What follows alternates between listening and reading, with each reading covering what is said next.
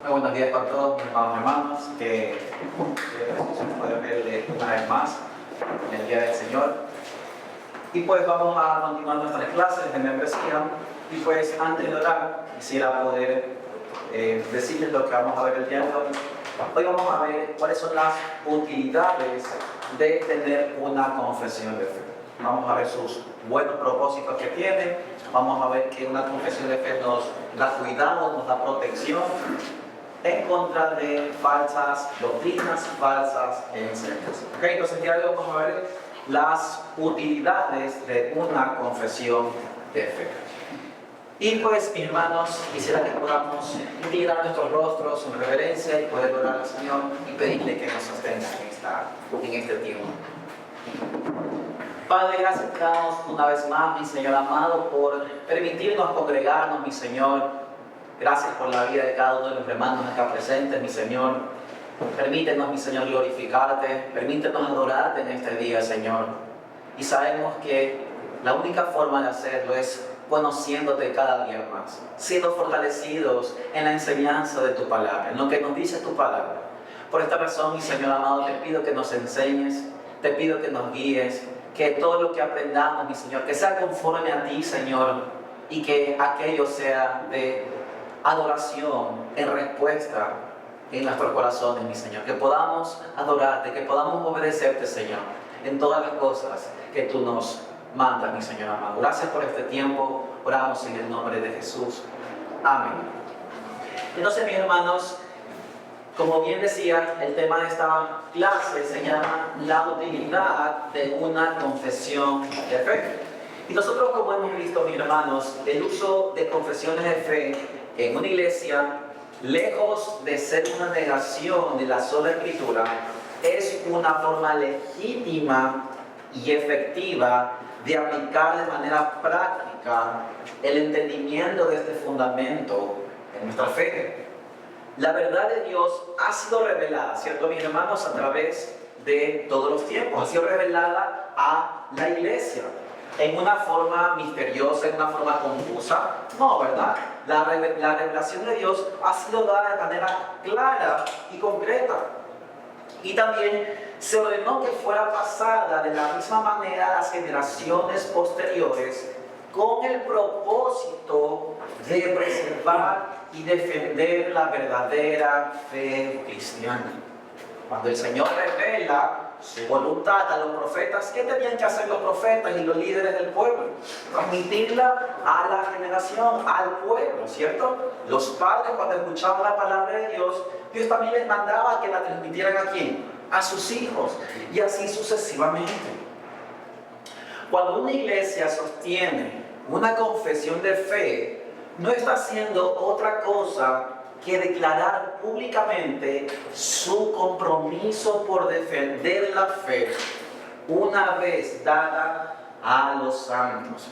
La confesión de fe es nuestra declaración de lo que nosotros creemos, pero también a la misma vez lo que nosotros estamos haciendo es defender esa fe que Dios nos ha brindado, esa fe que Dios nos ha otorgado. Esta fe ha sido revelada sobrenaturalmente por Dios, puesto por escrito en las Sagradas Escrituras, encargada cuidadosamente a hombres fieles y afirmada de forma específica a través de credos y confesiones. Nosotros hemos estado aprendiendo de que la confesión de fe no es un libro o enseñanzas que están al lado de la Escritura, por encima de la Escritura, ¿verdad, mis hermanos? Eso no hemos aprendido. Hemos aprendido que la palabra de Dios está por encima y que la confesión de fe es un extracto, un resumen o algo de que es algo de lo que dice que creemos de la palabra de Dios, ¿cierto? Es un resumen de la palabra de Dios. Es lo que dice de lo que creemos acerca de la palabra del Señor. Sin embargo, dice, el uso de una confesión de fe no es solo una forma legítima de aplicar la sola Escritura, sino una gran necesidad en la vida y ministerio de una iglesia local. Es necesario, es importante que una iglesia tenga en su vida y su ministerio una confesión de fe. Y el día de hoy vamos a ver 4 utilidades 4 utilidades en forma de metáforas de una confesión de fe. La primera, usted lo puede anotar, que es el bosquejo de nuestra clase el día de hoy, es que una confesión de fe es una muralla de protección. En primer lugar, es una muralla de protección.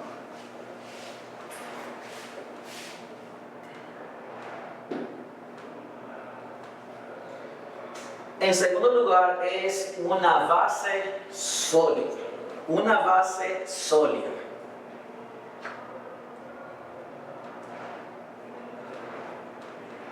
En tercer lugar, es una vara de medir. Es una vara de medir.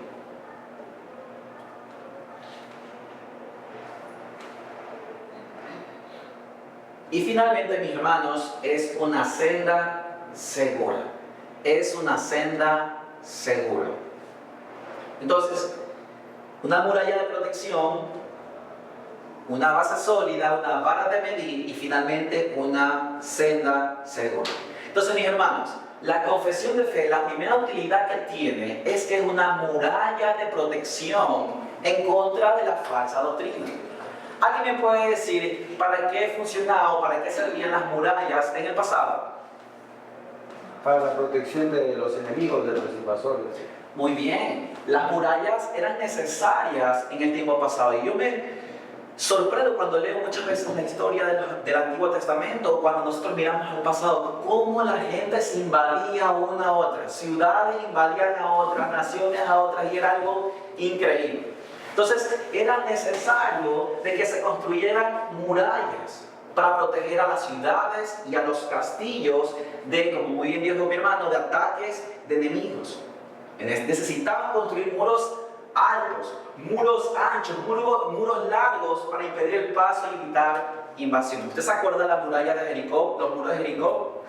Esta nación construyó eso y esa era su confianza en el que nadie podía destruirlos. Pero bueno, sabemos la historia de que el Señor utilizó a su pueblo para poder destruir esas grandes murallas, pero utilizaban estas murallas para impedir el paso y evitar las invasiones. También tenemos algunos ejemplos. Cuando usted ve documentales, usted ve de que hay grandes murallas en la ciudad de China. Y hay una ciudad que se llama Pinyal, y dice que se construyó una muralla alrededor del año 1300. Esta ciudad tiene unas murallas increíbles, grandes. Dice que la altura de esa muralla es aproximadamente de 12 metros. Es decir, más o menos una casa de ¿cuántos pisos? ¿4 pisos más o menos? Sí. 4 pisos, ¿verdad? Y mucho más de 6 kilómetros de longitud. Son murallas muy grandes. Estas les servían de protección ante enemigos y resistencia a sus ataques. Mis hermanos, el día de hoy, de la misma forma, la iglesia es una ciudad santa. Es la ciudad santa de Dios. ¿Necesita ser protegida, mis amados hermanos, esta ciudad? Sí, ¿verdad? Necesita ser protegidas porque la palabra del Señor constantemente en el Nuevo Testamento se nos dice de que iban a venir ¿quiénes? Falsos profetas, falsos maestros, iban a venir enemigos a introducir herejías que dañarían al pueblo del Señor. Constantemente vemos, por ejemplo, en el libro de Gálatas, cómo habían venido falsos maestros judíos que decían que no solo era necesaria la fe para la salvación, sino también las obras de la ley, y ponían en peligro, gran peligro al pueblo del Señor. Por esta razón, mis hermanos, es necesario construir murallas fuertes y grandes. ¿Cuál podría ser una muralla para la protección de la iglesia, mis amados hermanos? La claridad en las doctrinas de la palabra. Muy bien, claridad en las doctrinas de la palabra. Muy bien, y esto lo hace una confesión de fe. Una confesión de fe hace la función de una muralla de protección y la levantamos para poder resistir los ataques de los enemigos.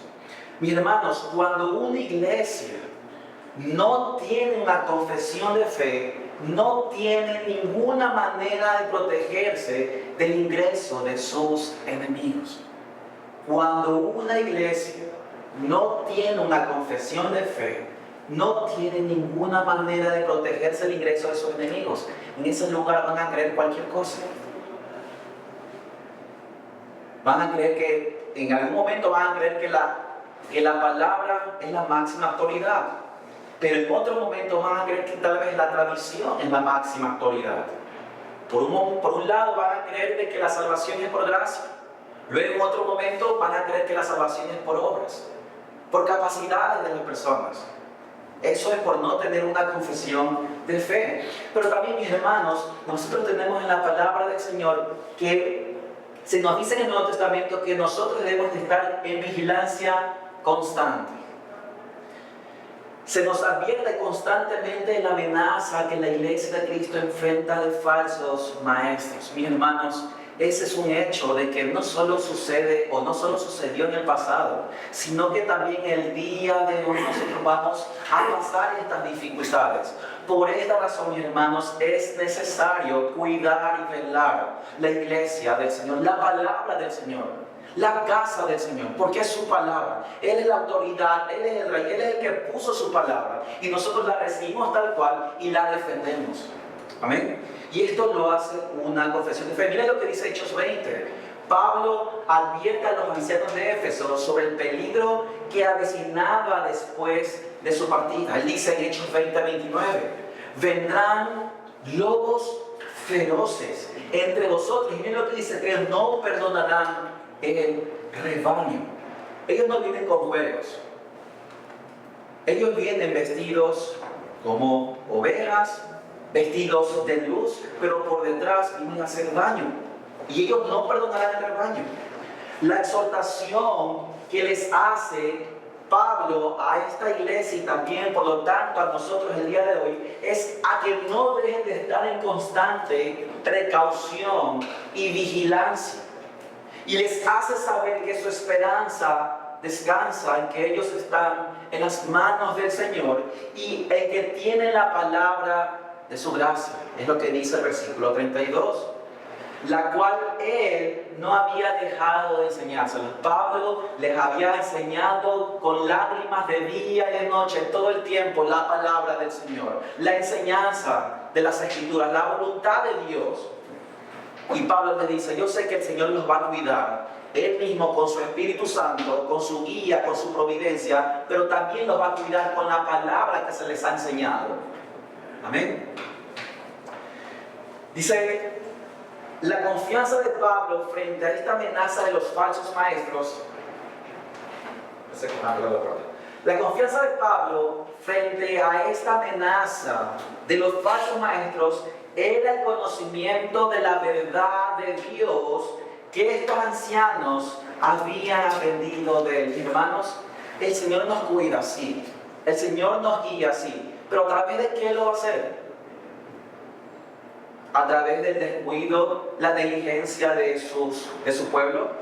No, ¿verdad? Él va a cuidar a través de que su pueblo diligentemente se conforme a la Escritura, aprenda la Escritura, aprenda las doctrinas. A través de eso el Señor va a cuidar a su pueblo.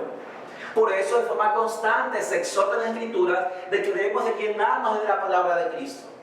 De que debemos llenarnos del Señor Jesucristo, cantando con salmos, con himnos, con cánticos espirituales, ¿cierto? Mediten en la ley de día y de noche. Bienaventurado el hombre que su confianza, su meditación está en ¿qué? En las palabras, en la ley del Señor. De esa manera el Señor va a cuidar de su pueblo. ¿Cuál es la defensa frente a los falsos maestros en una iglesia local? La doctrina de Dios. Las enseñanzas del Señor, la voluntad del Señor. ¿Y cómo puede una iglesia saber con claridad cuál es su doctrina? ¿Cómo puede saber una iglesia con claridad cuál es su doctrina? Cuando sostiene una confesión de fe que conoce y que es enseñada constantemente. Mis hermanos, aquí los testigos de Jehová, los mormones, todas estas religiones falsas dicen que ellos creen en la palabra de Dios, ¿cierto? Y nosotros podríamos decir, ¿cómo es eso? Sabemos de que ellos tienen falsas doctrinas. Ellos creen la doctrina de la palabra de Dios, nosotros también. La pregunta es, ¿qué es lo que creen de la palabra de Dios?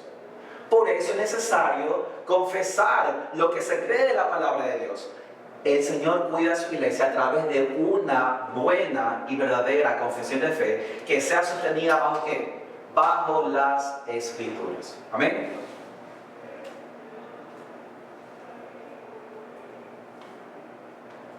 Tenemos también en la historia el caso de un hereje que se llama Agrio. En este hombre se cumplió las palabras de Pedro de aquellos falsos maestros. Pedro dice en su carta: encubiertamente introducirán herejías destructoras. Él, con su lenguaje, con su retórica, convencía a las personas. Utilizaba pasajes bíblicos verdaderos, pero a la misma vez por ahí mismo introducía el error. ¿Y cuál era su error? ¿Alguien se acuerda cuál era la doctrina herética contraria a la palabra de Dios de Agrio? Que decía que Jesús es creado, que no es una deidad. Muy bien, de que Jesús es un Dios inferior, un Dios menor que Dios Padre. Y él utilizaba esta doctrina, la introducía a la iglesia con mucha astucia. Utilizaba un lenguaje engañoso y aparentemente ortodoxo. Su engaño, mis hermanos, era tal que causó una gran división en la iglesia en ese tiempo. Muchos abrazaron sus enseñanzas, muchos líderes religiosos ortodoxos, conforme a la palabra del Señor. Mi hermana Angelita. Buenos días. Adelante. Muchos en ese tiempo lloraron porque muchos miembros se alejaron de la sana doctrina. De la misma forma como Pablo se entristeció mucho de que los gálatas se hubieran desviado a sí mismos, pasó en este tiempo. Muchos líderes se quedaron perplejos, admirados de cómo estos hombres eran capaces de hacer todas estas situaciones terribles. Pero también, del otro lado, cómo había hombres que no eran capaces de distinguir entre lo verdadero de lo falso, entre lo ortodoxo y lo herético de sus enseñanzas. Por esta razón, mis hermanos, la iglesia tuvo que confesar la verdadera doctrina, la verdadera palabra de que Cristo Jesús era Dios, de que Cristo Jesús tenía la misma esencia de la divinidad. Esto hizo de que se levante una muralla, esta confesión de que Cristo era Dios, de que Él no era creado, sino que Él era eterno. Esto levantó una muralla y fue solo de esa manera que el error fue expuesto y la ciudad santa fue puesta a buen recaudo. Entonces, de esta manera, mis hermanos, fue como a medida que pasaba el tiempo, la iglesia comenzó a levantar confesiones, comenzó a levantar murallas de protección para que los falsos maestros no introduzcan sus herejías al pueblo del Señor. ¿Ok? Pero también, mis hermanos, una segunda utilidad de la confesión de fe es que es una base sólida para la verdadera unidad. Esta es la segunda utilidad de la confesión de fe, que es una base sólida para la verdadera unidad. Sí, esta es la segunda parte, lo puede anotar usted en su cuadernito.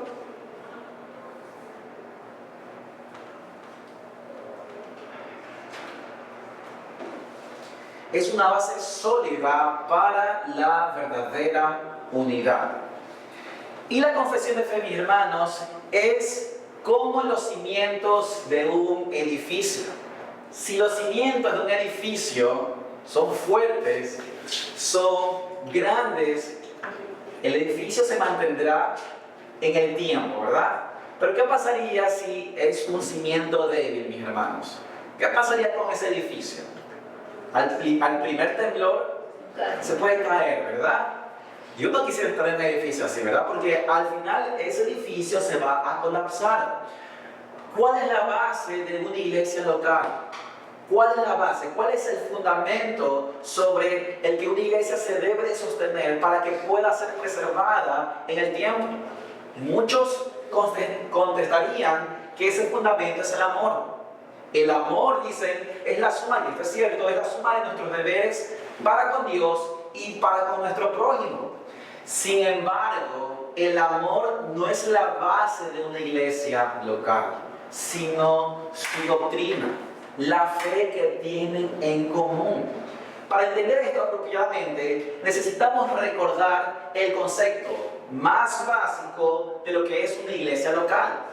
Y el concepto de una iglesia local más básico es el siguiente. Miren, y escuchen lo que dice.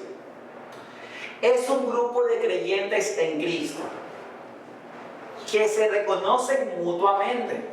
Ambos se reconocen, todos son creyentes. Los unos a los otros se identifican como creyentes. Y luego dice, y que compartiendo la misma fe. Ellos comparten la misma fe. Ellos están de acuerdo que lo que creen es conforme a la palabra de Dios. ¿Ok? Entonces, una iglesia son personas creyentes, pero esos creyentes comparten la misma fe.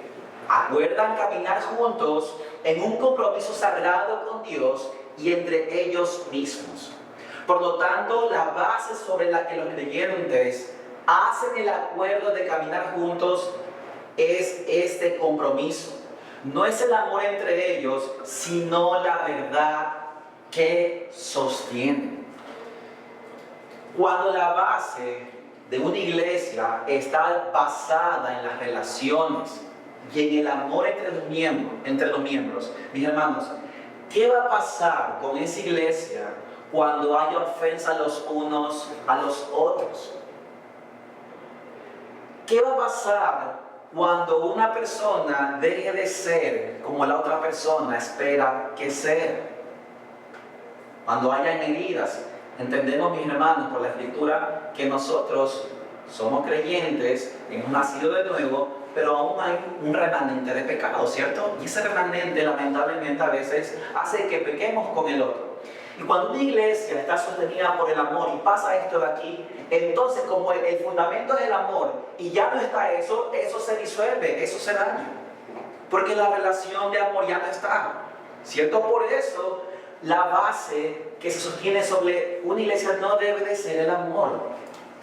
Pero si la razón por la cual estoy en la iglesia es porque creo que la verdad que predicamos es la verdad de Dios, el día que me ofendas o que yo te ofenda, tenemos la responsabilidad de arreglar nuestra relación porque la verdad que predicamos es más importante que nosotros mismos.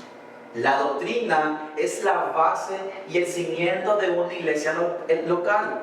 Esa es la razón por la que una confesión de fe es un asunto fundamental. Nosotros vamos a solucionar nuestros problemas, nuestras ofensas, porque la Escritura lo dice así, ¿verdad? Si una iglesia está en ese fundamento de la doctrina, de la verdad, cuando sucedan cosas difíciles, va a ir al fundamento y a la verdad para poder solucionar esas circunstancias duras, ¿verdad? Por esta razón es importante de que el fundamento sea la Escritura, la doctrina, la palabra del Señor. Amén. La implicación directa de esta verdad es que no es posible constituir una membresía en la iglesia sin tener claro cuál es este acuerdo doctrinal entre ellos. Sin este acuerdo doctrinal, no hay la posibilidad de sumar nuevas personas a la membresía. El fundamento mismo sobre el que está levantada una iglesia local es un acuerdo doctrinal, o como nosotros estamos llamando, una confesión de fe. Dice la Escritura acerca de cuando hay dos hermanos que están ofendidos y están a punto de hacer alguna ofrenda al Señor. El Señor dice, deja tu ofrenda ahí, primero reconcíliate. Entonces la base de una iglesia no deben de ser las relaciones, no debe de ser el amor, no deben de ser los sentimientos, debe ser la Escritura. ¿Qué va a pasar cuando el hermano Stalin no salude a alguno de nosotros? ¿No vamos a ir a la iglesia? Cuando el pastor tal vez con su ajetreo no pueda acercarse a ustedes otra vez, por las muchas circunstancias, situaciones que en la vida se pasan, no pueda atenderles. Nos vamos tal vez a resentir. No, ¿verdad? Vamos a solucionar nuestros problemas conforme a la doctrina, a aquella doctrina que nosotros tenemos en común. Pero también en tercer lugar, mis hermanos, la confesión de fe nos sirve para tener una vara de medida para los maestros de la palabra. La confesión de fe es una vara de medida para los maestros de la palabra.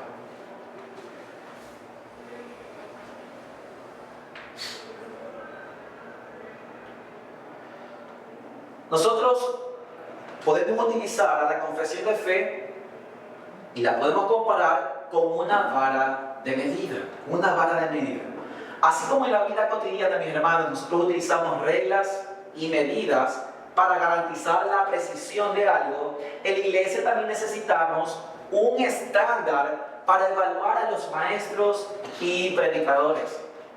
Imagínense que el día de hoy usted tiene que comprar bastantes libras de carne o de pescado y que esa persona que le está vendiendo coja esa funda, meta los pescados, meta la carne y haga así. Aquí tiene sus 50 libras. Que le mida el ojo. Nadie de nosotros va a aceptar eso de ahí. Nosotros vamos a querer que lo pese en una balanza y que nosotros veamos en la balanza que diga lo que queremos y ahí sí pagar, ¿verdad? De la misma manera, mis hermanos, es necesario que los hombres que predican, los hombres que anhelan el ministerio, ellos sean evaluados con la ayuda de una medida, de una vara. Y para ello nosotros tenemos a la confesión de fe. La confesión de fe es una vara que sirve para comparar la enseñanza dentro de la iglesia. Debido a que una confesión de fe no es otra cosa que la expresión concreta de la verdad revelada en la palabra de Dios. Entonces, la confesión de fe se convierte en la medida de unidad o el estándar que juzga si algo es conforme a la Escritura o no. Recordemos que la confesión de fe es un resumen, un extracto de la palabra de Dios, ¿cierto? De lo que dice la palabra de Dios, de lo que creemos en la palabra de Dios. Entonces, ¿qué va a pasar cuando alguien que anhele predicar en la iglesia, usted lo escucha y comienza a escuchar su doctrina, y él dice de que la máxima autoridad para su vida es la tradición, es la iglesia? Y que no importa de que lo que dice la iglesia va en contra de la Escritura. Si dice la iglesia, así debe ser y así debemos de creer. Nosotros vamos a decir, no, eso no está bien. Nuestra confesión de fe dice de que la máxima autoridad es las santas Escrituras. Alguien comienza a decir por allí que la salvación no es 100% de gracia, sino que ahora requiere obras. De que el Espíritu Santo no es una persona, sino que es una fuerza. Nuestra confesión de fe no dice eso. Entonces nosotros vamos a tener mucho cuidado con esa persona y tal vez le vayamos a corregir y no lo vamos a dejar subir al púlpito. Vamos a cuidar a la iglesia del Señor. Entonces, la confesión de fe es una vara de medida para los maestros de la palabra.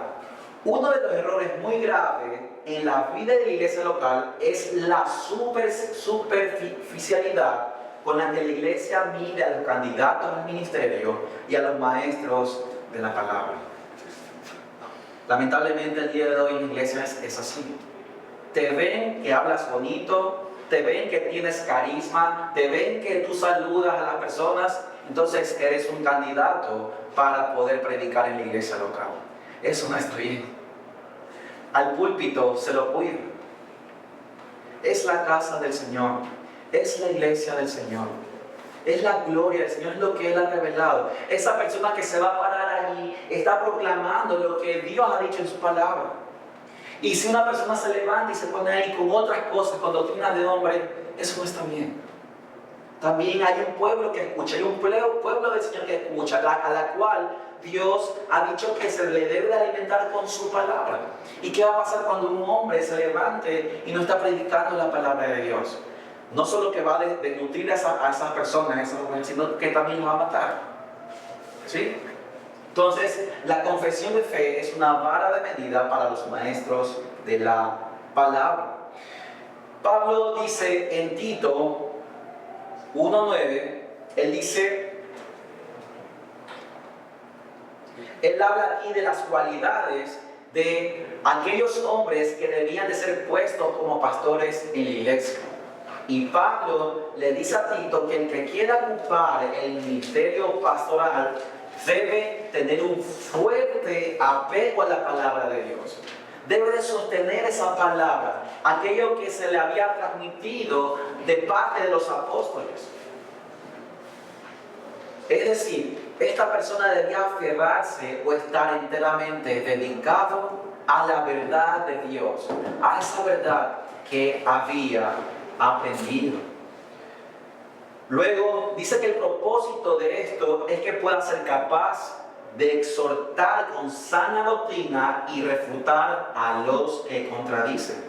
Las implicaciones de las frases conforme a la enseñanza y sana doctrina que aparecen en este texto es que, en primer lugar, este hombre debía haber sido enseñado por otra persona en la palabra. Esa es la primera implicación. Si este hombre tenía que exhortar con sana doctrina, tenía que su enseñanza ser conforme a la enseñanza verdadera, debía entonces antes haber sido enseñado en la palabra de Dios, ¿cierto? Pero también, en segundo lugar, que esa enseñanza que había recibido era una enseñanza concreta y definida. No era algo subjetivo, no era algo como nebuloso, como no tan claro, no. Era algo concreto y definido. ¿Cómo debían ser entonces medidos los candidatos al ministerio por parte de Tito? En base a una vara de medir concreta. La enseñanza que ellos habían recibido. Ellos habían recibido una enseñanza. Y esa era la vara con la que Tito debía de medir a los que anhelaban el ministerio, la sana doctrina. La misma observación podemos hacer con respecto a los maestros de una iglesia local. Pablo le sigue diciendo a Timoteo, si alguno enseña una doctrina diferente y no se conforma a las sanas palabras de nuestro Señor Jesucristo y a la doctrina que es conforme a la piedad, está envanecido y nada entiende, sino que tiene un interés morboso en discusiones y contiendas de palabras de las cuales nacen envidias, pleitos, blasfemias y malas sospechas. Es lo que dice 1 Timoteo 6, 3, versículo 3 y 4. Y la explicación de no se conforma a las sanas palabras tiene la idea de medir y ver si es conforme al estándar o no. Pablo le dice a Timoteo, si alguien no calza con esa medida, entonces esta persona no es apta para el ministerio. Tiene que calzar su enseñanza con la doctrina que nosotros te hemos enseñado, con la doctrina que viene del Señor Jesús. El estándar es la palabra de nuestro Señor Jesucristo y la doctrina que es conforme a la piedad. Otra vez, el estándar es algo concreto. Tiene la capacidad de ser medido y juzgar si algo da con la medida o no. Pablo le entrega un estándar, Pablo le entrega doctrinas a Timoteo, a Tito. Y esas doctrinas eran la balanza, por así decirlo, de lo que enseñarían las personas en la iglesia local. ¿Okay? ¿De cuántas cosas serían libradas las iglesias si utilizaran una vara para medir a aquellos hombres que estarán detrás de sus púlpitos? Seguramente más de una vez hubiéramos podido notar que hay muchos maestros de la palabra y candidatos al ministerio que, al ser pesados en la balanza, han sido hallados faltos de peso, como dice Daniel.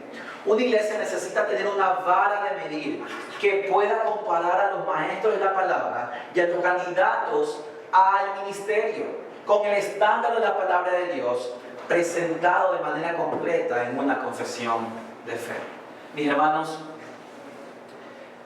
hay muchas iglesias que en el pasado empezaron bien, empezaron siendo conformes a la palabra.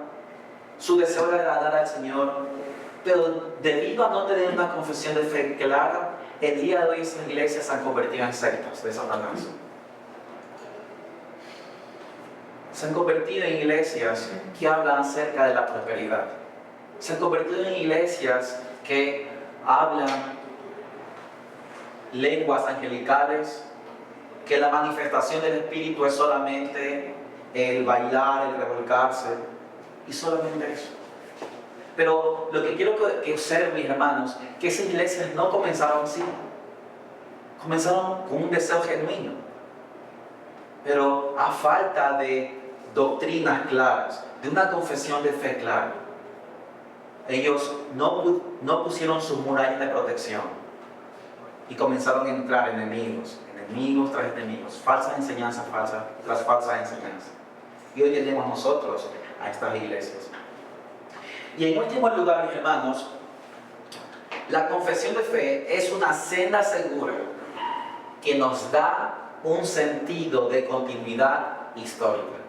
Confesión de fe es una senda segura que nos da un sentido de continuidad histórica.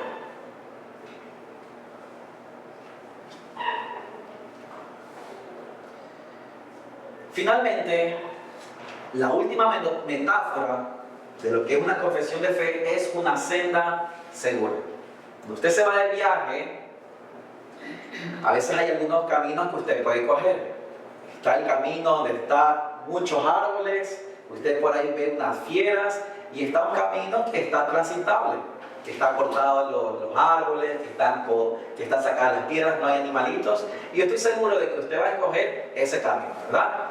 La confesión de fe es una senda segura, en donde en el pasado muchas personas han abierto ese camino, han limpiado las piedras, han cortado los árboles, han sacado las serpientes, han sacado todo esto. Esa es una confesión de fe. Una confesión de fe es algo que hombres en el pasado, con la ayuda del Espíritu Santo, han puesto las doctrinas de una manera clara, de una manera conforme a la palabra de Dios, y se nos ha sido entregado a nosotros, para que nosotros podamos caminar en una senda segura. ¿Ok?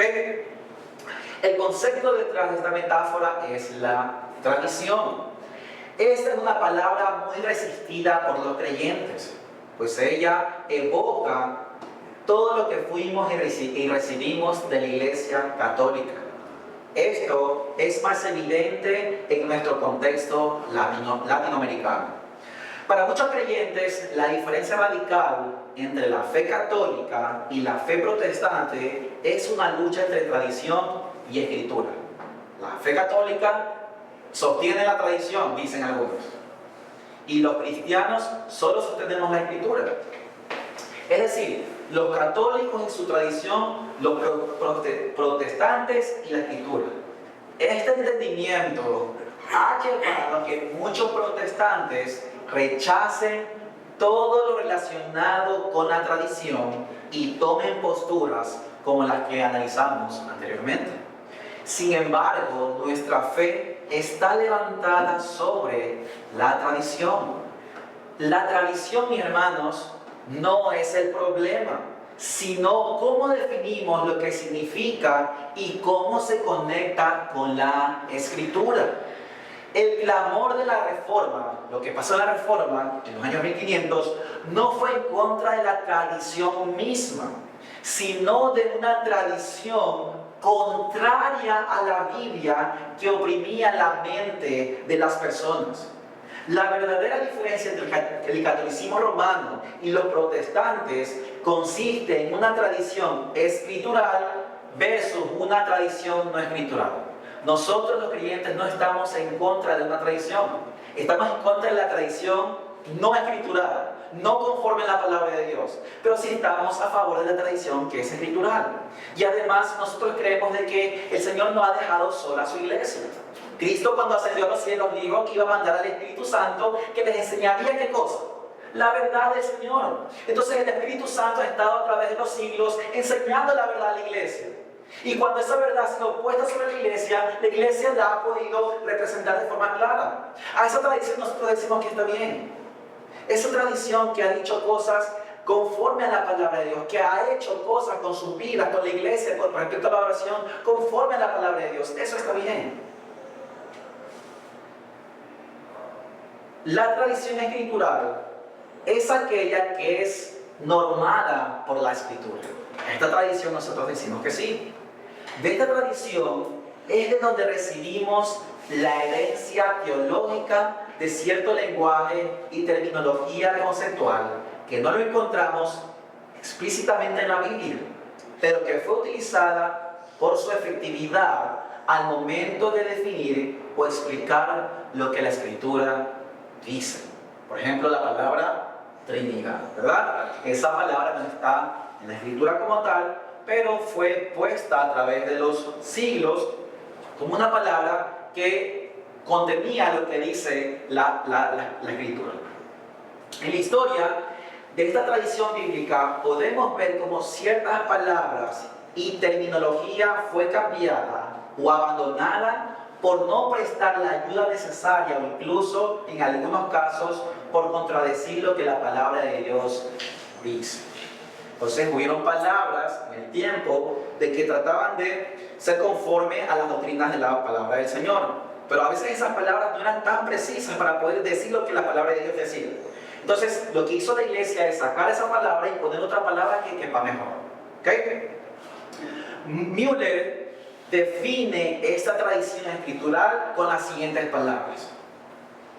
La palabra tradición, es decir, el cuerpo de enseñanza y reglas transmitidas de generación a generación.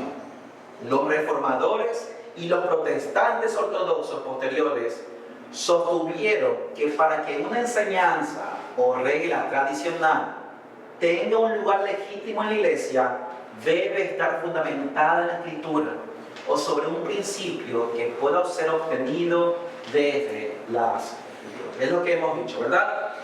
A diferencia de la tradición no escritural. Vamos a ver un poquito qué es lo que es la tradición no escritural. Es aquella, mira lo que dice, es aquella que nace no de la palabra, sino que es aquella que nace del corazón de los hombres, que nace de la invención de los hombres. El asunto más relevante con respecto a esta tradición es que su ilegitimidad no es producto de contradecir las Escrituras, sino de que no ha sido dada por Dios. Estas fueron las tradiciones contra las que los reformadores lucharon. Producto de esta tradición nacieron las doctrinas del purgatorio, la oración a los santos, la oración por los muertos, María siempre virgen, la ascensión de María, entre otras. Todas estas doctrinas nacieron de los papas, nacieron de estas personas. ¿Ok? Y Müller define el término teológico tradiciones humanas de la siguiente manera. Tradiciones humanas es un término aplicado por los reformadores y los protestantes ortodoxos, específicamente a los rituales, prácticas y observancias relacionadas a la adoración y a la piedad, tales como los ayunos, abstención de carnes en el Viernes Santo, invocación a los santos, reverenciar a las reliquias que fueron levantadas después del periodo bíblico. Muchos de ellos en el ocaso de la Edad Media y que fueron impuestos por la Iglesia como normas que atan la fe y la conciencia. Estas tradiciones humanas fueron a menudo apoyadas por medio de reclamar su antigüedad, descansando sobre una teoría de tradiciones no escritas, pasadas intencionalmente de manera oral en la iglesia desde el tiempo de los apóstoles. Es decir, lo que está diciendo aquí es que estas enseñanzas que estos papas comenzaron a decir en la iglesia, ellos decían que no está en la escritura, es cierto, no está en la escritura estas doctrinas, pero sí nos fue transmitida desde nuestros antepasados. Entonces ellos dicen, como fue transmitida desde nuestros antepasados, entonces esto está bien. Nosotros decimos no. No importa lo pasado que sea, si no está en la palabra del Señor, no podemos observar aquello, no podemos obedecer aquello, porque la palabra es nuestra máxima autoridad. Amén. Junto al concepto de tradición encontramos a los credos y las confesiones de fe, la tradición escritural, los cuales constituyen el depósito de mayor concentración de la tradición de la iglesia cristiana. Una confesión de fe nos recuerda que la verdad no es nueva y que aquello que es nuevo no puede ser verdad. La promesa de Cristo de que siempre estaría con su iglesia se ha cumplido desde el principio. Menospreciar la historia y la tradición bíblica es llevado por un sentido de arrogancia y autosuficiencia pecaminoso. Lo antiguo no es bueno o verdadero por ser antiguo. Debe ser medido por la Escritura. Sin embargo, lo antiguo que es aprobado por el cuidadoso análisis de la Escritura nos da un sentido de continuidad. Somos herederos de un legado valioso, sostenido por hombres que amaban a Dios y su palabra, como nosotros lo hacemos el día de hoy. Entonces, mis hermanos, la confesión de fe, nuestra confesión de fe no es que nació el día de ayer o tiene unos años, no, tiene desde los padres apostólicos, desde la primera iglesia. Desde cuando Arrio se levantó en contra de la iglesia dijo, no, el Señor, Cristo Jesús es Dios. Y eso es lo que sostiene nuestra iglesia, nuestra confesión de fe. Entonces, a medida que iba pasando el tiempo, las doctrinas conforme a la palabra de Dios iban saliendo. Y lo que hacía, por así decirlo, la confesión de fe es tomar esas doctrinas conforme a la Escritura y irlas transcribiendo, irlas poniendo en la confesión de fe. Y el día de hoy nosotros tenemos esa herencia de hombres que trabajaron a lo largo de todo el tiempo. A lo largo de muchas controversias, de muchas dificultades. Hoy nosotros tenemos ese resultado, una doctrina clara y verdadera que es extraída de la palabra del Señor. No es algo nuevo, es algo que proviene de las Escrituras. La otra vez una persona me decía que la doctrina de la Trinidad nació en el siglo XIII. Dice, no, esa doctrina siempre ha estado en las Escrituras, ha estado en el Antiguo Testamento, en el Nuevo Testamento y en muchas ocasiones lo dice. Lo que hicieron las personas en el siglo III fue colocar lo que la palabra de Dios dice de manera clara, de manera precisa. El Señor es uno y tres a la vez. Entonces la confesión de fe no es algo nuevo, no puede ser algo nuevo. Es algo que está en la Escritura, que a medida que fue pasando el tiempo se la puso de una manera más clara, de una manera de confesión, para poder atacar a los errores, para poder atacar a los falsos maestros, para poder preservar a la iglesia del Señor. A mí, mis hermanos, no sé si hay alguna pregunta, mis hermanos, que este es el final de nuestra clase. Entonces, 4 cosas. ¿Alguien me puede decir la primera utilidad de la confesión de fe? Muy bien, es una muralla de protección. Muy bien. La segunda, una base sólida. Decíamos que no puede una iglesia estar cimentada sobre el amor, sobre los sentimientos, sino que debe estar fundamentada sobre la verdad, sobre un fundamento, sobre la roca. No puede estar sobre los pensamientos de los hombres, no puede estar sobre un hombre, sobre la roca, que es la palabra de Dios. En tercer lugar, la tercera utilidad. Muy bien, una vara de medir a quiénes, hermanos. A los maestros, muy bien. Una iglesia se debe proteger a la iglesia. Se debe proteger de los líderes, de falsos maestros. ¿Okay? Y se lo hace a través de la confesión de fe. En cuarto lugar, es una senda segura, no senda ambigua, ¿verdad?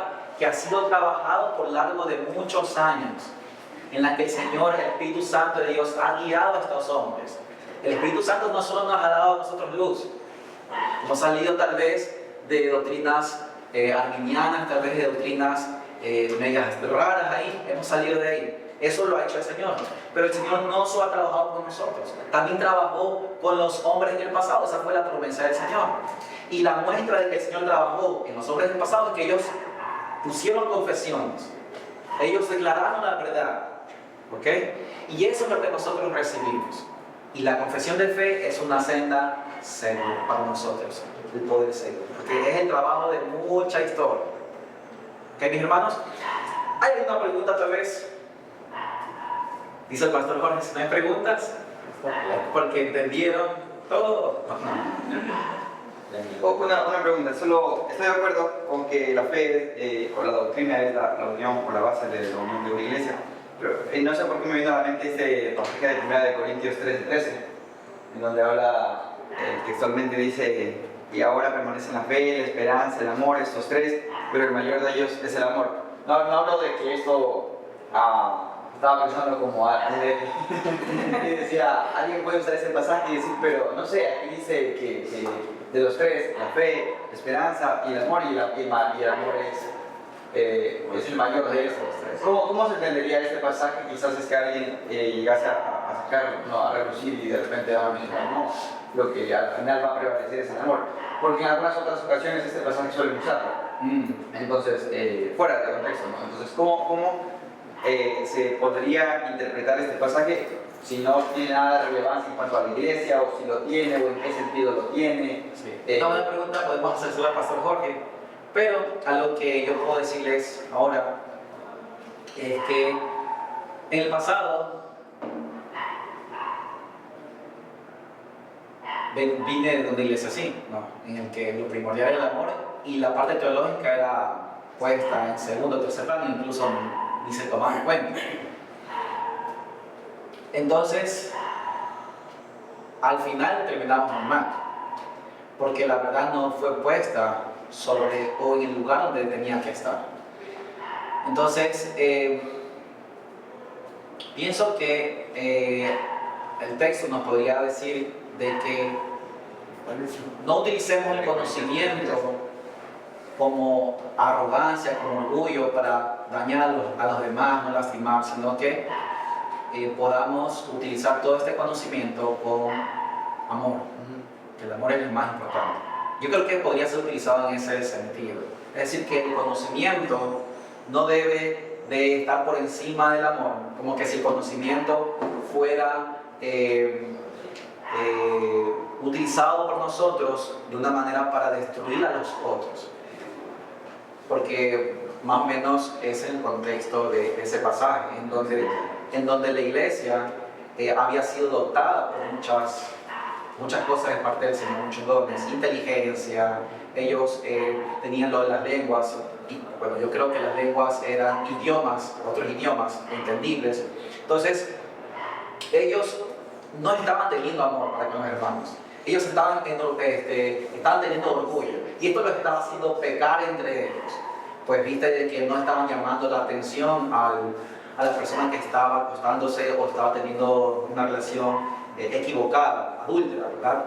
Entonces aquí Pablo le está diciendo, pues tienen que utilizar el amor es importante para ustedes, el amor es paciente y todo eso, pero no está dejando el conocimiento de lado, porque vemos en muchos otros textos en donde Pablo está diciendo que, por ejemplo, a Timoteo le está diciendo de forma constante que se acerquen las escrituras, que constantemente esté aprendiendo de ellas. A la iglesia también le dice que se llenen las escrituras porque esto es importante. ¿Cómo podríamos nosotros el día de hoy poder reconocer a los falsos maestros si no es por la palabra del Señor?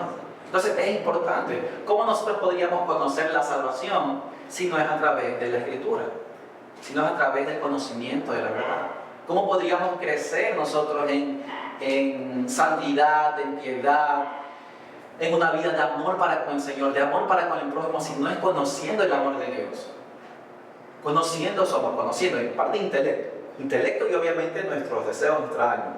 Entonces, pienso que es una parte importante del conocimiento. Yo creo que ese texto está en ese marco, en ese contexto. O sea, el conocimiento ha sido utilizado de una manera incorrecta y Pablo está diciendo, hey, tienes que utilizar ese conocimiento en amor. El amor es lo más importante. Pero no quiere decir que una iglesia debe estar construida sobre el amor. Porque si está construida sobre el amor, ¿en base a qué vas a amar a tus hermanos? ¿En base a qué vas a solucionar los problemas cuando hay un problema? ¿En base a qué? ¿En base a los sentimientos? Los sentimientos a veces fluctúan, a veces amamos, a veces no amamos. Es complicado. Entonces debe estar fundamentado en la escritura, en la palabra del Señor. Entonces sí que digo, claro, de todas formas podemos preguntarle un poco al pastor Jorge para ver qué nos dice. No sé si puedo argumentar algo. Sí, claro, mira. Igual como dice Denis, ¿no? Cuando uno viene de una iglesia en donde el amor era el que prevalecía, y yo iba viendo de que como te ganan, como las personas le ganan a una persona, ¿no? Te ganan haciendo de pronto paseos, te ganan haciendo retiros, ¿verdad? Y eso como que cautiva tu corazón, tus emociones. Y esa es la forma en la cual te tienen que alimentar siempre. Entonces siempre pedían en la iglesia, ¿y cuándo será que el pastor pueden hacer un retiro? Porque ya nos hace falta encontrarnos con el Señor, porque qué bonito unos 2 días de retiro, pero pasaban los 2 días y se olvidaban y volvían otra vez a su normalidad de vida. Pero cuando las personas son ganadas por la Escritura, tendrás que alimentarles siempre en base a la Escritura. Y en la Escritura vamos a conocer que el amor de Dios, Correcto. ¿verdad? Sí, el amor de Cristo fue un amor sacrificial, no fue un amor endeble, ¿verdad? El ir a la cruz fue un amor valiente. Claro. Entonces es por medio de las Escrituras en las cuales podemos conocer verdaderamente el amor de Jesús. Sí, porque ¿qué tipo de amor es el que vamos a tener para con los demás? Ese amor que habla Pablo. ¿Qué tipo de amor será? ¿El amor como lo define el mundo? El mundo define el amor en base a su propio beneficio, en base a su propio placer, no como le dice la Escritura. Entonces incluso ese amor, para poder aplicarlo, ese amor que es superior, tenemos que conocer ¿a quién? A Dios. Él es amor, dice él. Nosotros amamos porque Dios nos amó. Aquel que no ama es porque no ha conocido a Dios, porque Dios es amor. Entonces, para que nosotros podamos tener ese tipo de amor, como el que menciona Pablo, debemos de conocer a Dios. Conocerlo a Dios a través de la palabra. Entonces, palabra, amor, y ese amor que conocemos, esa palabra que conocemos, ese amor que conocemos a través de la palabra, pues nos va a llevar a poder amar a los demás. Como verdaderamente es. Como verdaderamente es. Porque si no, como tú decías, hoy día no me saludaban, o no saludé. No hay amor en esta iglesia. Preferible me voy, porque allá voy a ver si se encuentra amor. Y ando en iglesia buscando ese amor, pero no ando buscando La verdad del Señor. Exacto. Y las personas terminan quedándose en el lugar que no importa que enseñen mala doctrina, pero que esa persona sea el centro de atención. Correcto. Mi hermano Alex, quería comentar algo.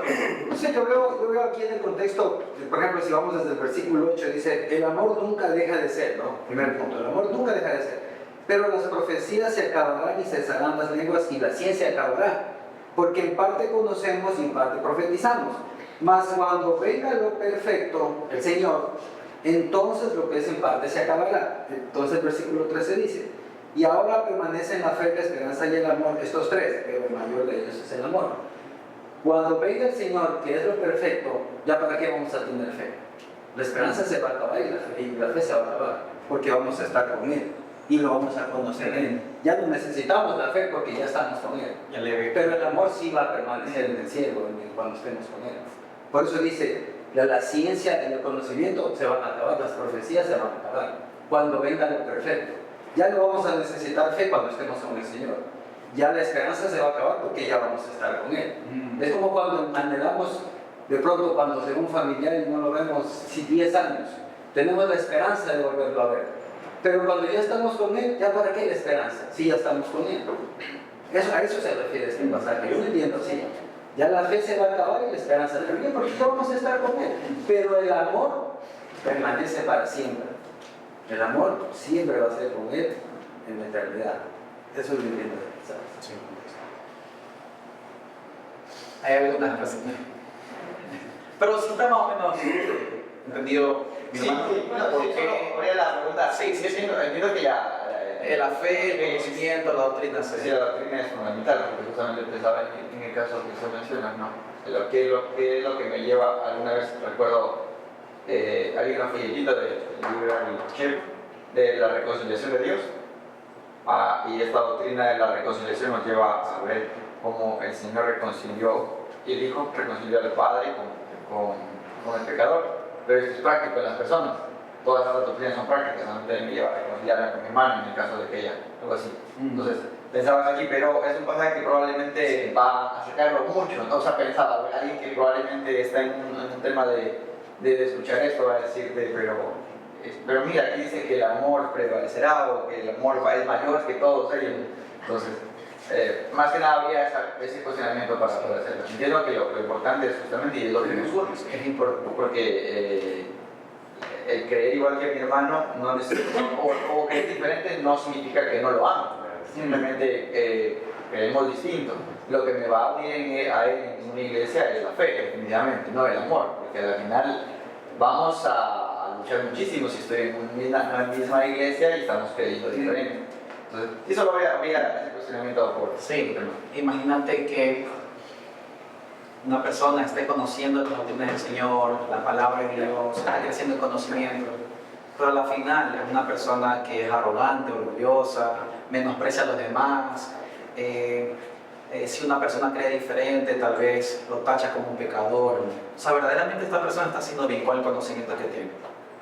Realmente, ¿qué es lo que debe producir el conocimiento verdadero de las Escrituras? Un conocimiento correcto del Señor, conocer al Señor, conocer tal cual como Él se ha revelado. Ir creciendo en ese conocimiento va a producir en nosotros adoración hacia el Señor en primer lugar, ¿verdad? Pero también ese mismo conocimiento que debe producir con nuestros hermanos, con las personas que están a nuestro alrededor. Debe producir amor. Debe producir obediencia a Dios, a sus mandamientos, y sus mandamientos nos mandan a poder amarnos los unos a los otros. Entonces no puede estar desconectado el conocimiento con el amor.